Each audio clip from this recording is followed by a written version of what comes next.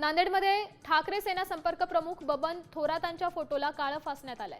शहरात ठाकरे सेनेच्या मेळाव्याचे बॅनर लावलेले, त्यावरचे हे इतर फोटो सोडून केवळ बबन थोरातांच्याच फोटोला काळं फासलंय। थोरात आणि माजी जिल्हा प्रमुख खेडकरांच्या वादानंतर हे पडसाद उमटलेत।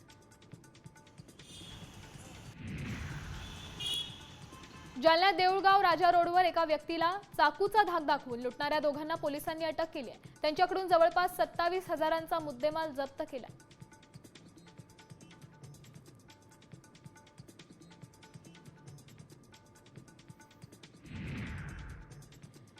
हिंगोलीतल्या शेकडो शेतकऱ्यांनी केळी आखाती देशात एक्सपोर्ट करायला सुरुवात केली। सध्या 1700 ते 2000 प्रति क्विंटल भाव केळीला मिळतोय, त्यामुळे शेतकऱ्यांनी समाधान व्यक्त केले।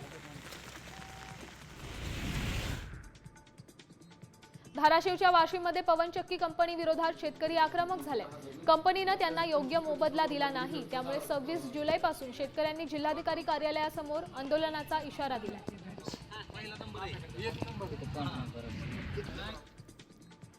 संभाजीनगरच्या विद्यानिकेतन शाळेसाठी तातडीने 3 शिक्षक प्रतिनियुक्तीवर घेण्यात आलेत। उर्वरित 7 शिक्षक हे लवकरच मिळणार असल्याचं जिल्हा परिषदेच्या शिक्षण विभागाने सांगितलंय।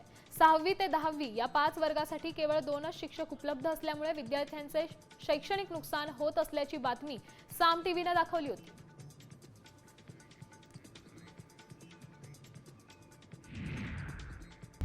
आता isakal.com आहे देशातील नंबर 1 ची मराठी न्यूज वेबसाईट। प्रत्येक अपडेटसाठी isakal.com ला नक्की भेट द्या।